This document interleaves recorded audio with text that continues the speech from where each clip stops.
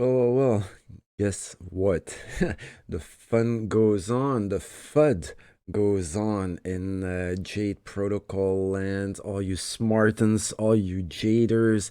Well, things are not looking good at the first glance, but of course, this is the first glance. We're gonna have to dig deeper to understand what's going on. So I've been following what's been going on in the community. There's been a lot of, remarking and shouting and yada, yada, yada. There have been some really nice and good, valid remarks that I would like to draw your attention on.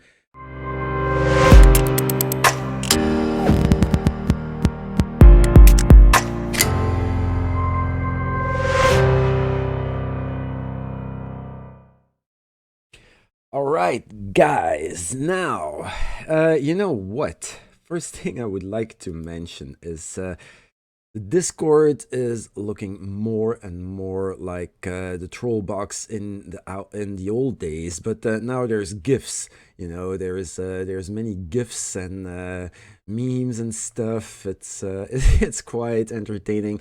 I've been following this all day, all night. It's a lot of fun, but you need to keep your head cool, guys. Remember who are the people.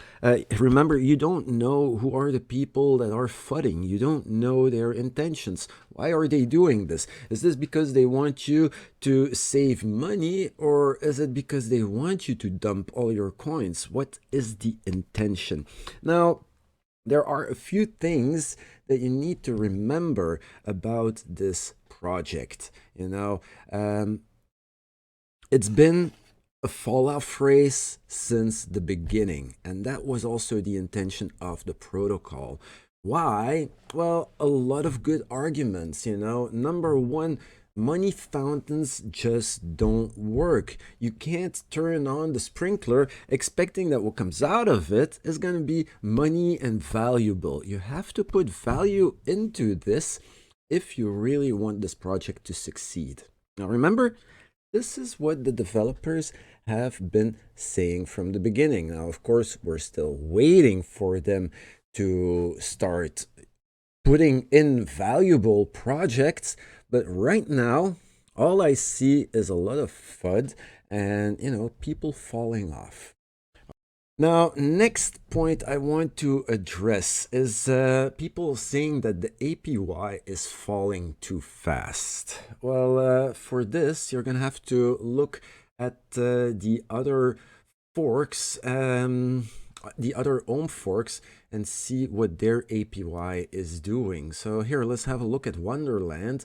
I'm not affiliated with any, so I'm allowed to do all this. And what does the APY say over here? They have 77,000%.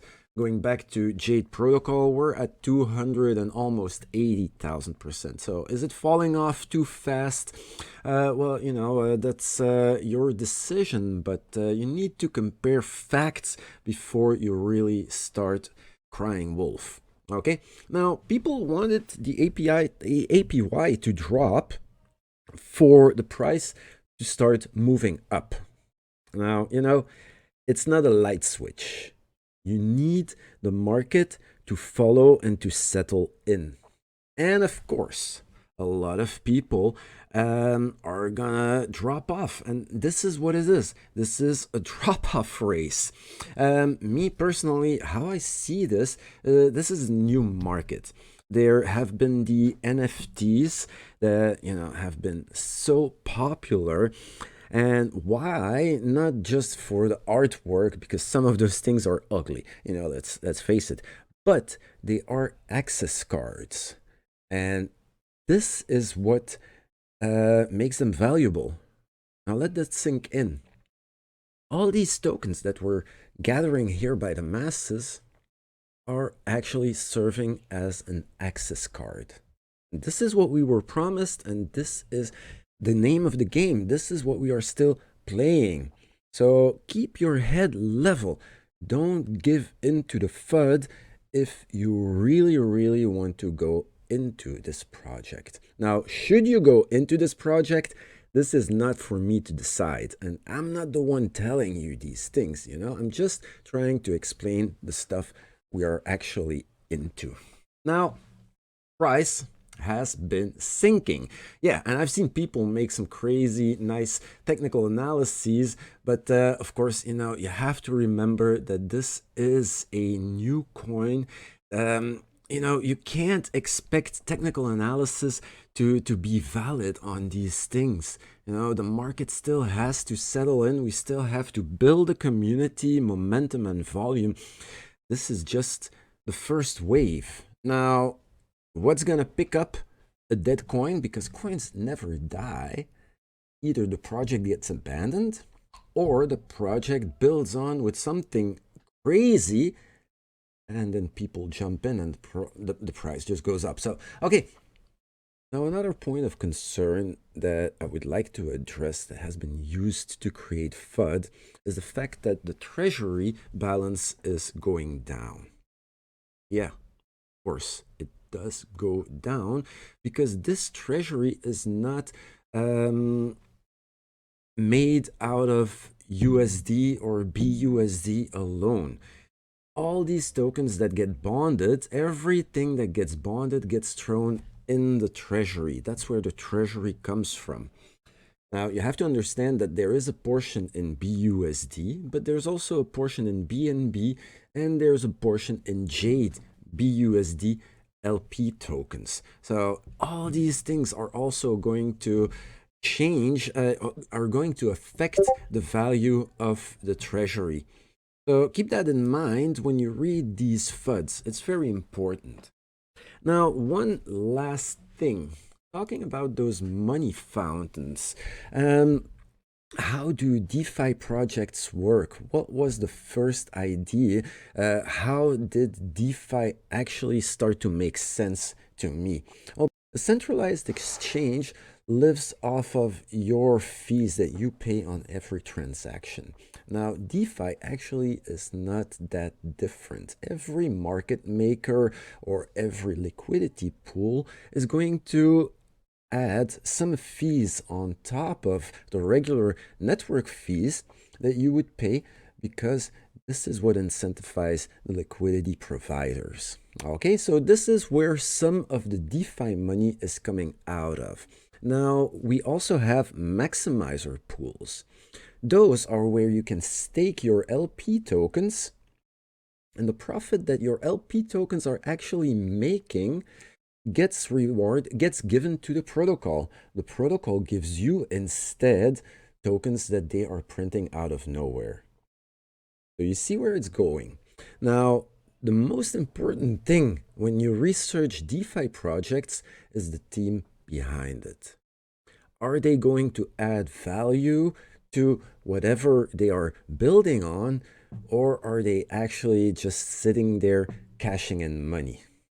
There are quite a few ways that you can do your own research. I'm not going to dive into this too deep right now. Maybe I'm going to make one video like really covering research on DeFi projects and stuff, but this is not for now. The most important thing is that you want to look for a project that is adding value and trying to solve a problem that exists in DeFi. Think about decentralized banking, think about bridges, think about on and off ramps. If this would be possible, this would be awesome. Have all this be decentralized. And this is, I think, where DeFi needs to look first. Of course, I don't think it's going to be easy. Now, the last issue is the next airdrop. A lot of people get anxious. Only 33 wallets are going to get the next airdrop. And it's going to be $33,000 for each of those 33 wallets. Now, there are a lot of concerns. Are those 33 wallets going to be picked randomly from between all the qualifying wallets, because I'm pretty sure then people are going to be using multiple wallets. Are the devs also going to be looking at the history behind these wallets? Are those wallets that have just been created, or are they older wallets? Because then the next question is, what are those snapshots for? So I understand there are a lot of questions, but like in the last video, the team just has a flair for the dramatic. You really have to give this to them. But yeah, I understand why they stay silent, because it's a hornet's nest right now. You just don't want to get involved too much. Now, think about it, guys. Remember what the project started off as. It's a fall-off race, you know, and sometimes I even think they're not being hard enough just yet, looking at how the market is still dissolving and dissolving. But hey, you know, if you're in it to win it, then this is your opportunity. You know, tokens are on crazy discount. Don't be fearful when the market is fearful. Be very greedy, especially if you believe in the project. Remember that. This is your decision to make. Do you still believe in the team or not? I'm not going to be here to tell you what to think, but I will be waiting and I will be seeing you on the other side. That's just the way it is. Have a good one, guys. Thank you for watching. Bye.